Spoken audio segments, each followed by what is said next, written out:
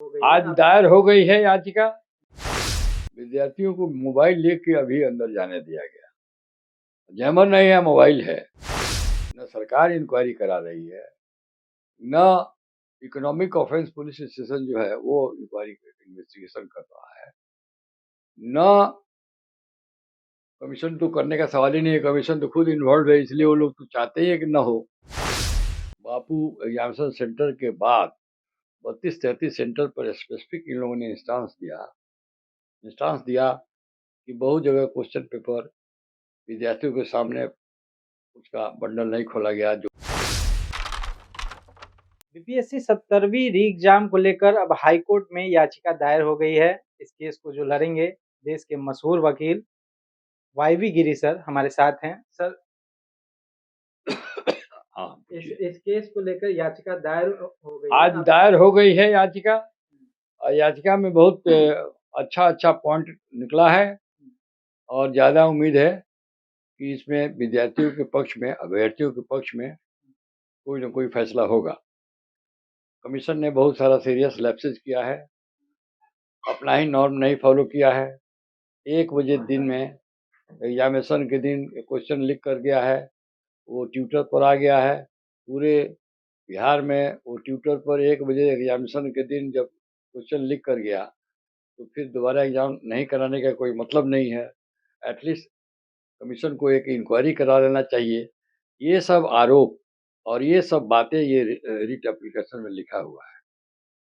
अब इसको कमीशन को है, और ये तो समझ में नहीं आ रही है। सारी बातों को विद्यार्थी लोगों ने, अभ्यर्थियों ने कमीशन के सामने रखा कि 32 सेंटर पर बापू सभागार के बाद, बापू एग्जामिनेशन सेंटर के बाद 32-33 सेंटर पर स्पेसिफिक इन लोगों ने इंस्टांस दिया कि बहुत जगह क्वेश्चन पेपर विद्यार्थियों के सामने उसका बंडल नहीं खोला गया, जो कि एसओपी में है। 5000 विद्यार्थियों का सेंटर चेंज किया गया है 2 दिन के अंदर। ये सब बड़ा सस्पिशन पैदा करता है। और ये जो सबसे तो सीरियस बात ये है कि जैमर नहीं लगाया गया। एसओपी कहता है कि जैमर लगना चाहिए हर एग्जामिनेशन सेंटर पर, तो आधा से ज़्यादा सेंटर पर जैमर नहीं लगा। विद्यार्थियों को मोबाइल लेके अभी अंदर जाने दिया गया। जैमर नहीं है, मोबाइल है। क्वेश्चन लीक हो गया है 1 बजे। इसका परिणाम क्या होगा? मेरिट कहाँ गया? आयोग की तरफ से त्रुटि हुई, बहुत त्रुटि हुई। आयोग तो कंप्लीट फेल कर गया है, इसीलिए आयोग इंक्वायरी नहीं करा रहा है। सरकार कह देती है कि आयोग जांच कर रहा है। इकोनॉमिक ऑफेंस पुलिस स्टेशन जो है, उसको भी 1 बजे व्हाट्सएप पर सूचना मिल गई है कि क्वेश्चन लीक हो गया है, तो उसी को कहा जाए कि इसको इंक्वायरी करे। तो इंक्वायरी नहीं करने दे रहे हैं लोग। न सरकार इंक्वायरी करा रही है, न इकोनॉमिक ऑफेंस पुलिस स्टेशन जो है वो इंक्वायरी इन्वेस्टिगेशन कर रहा है, न कमीशन तो करने का सवाल ही नहीं है। कमीशन तो खुद इन्वॉल्व है, इसलिए वो लोग तो चाहते ही है कि न हो।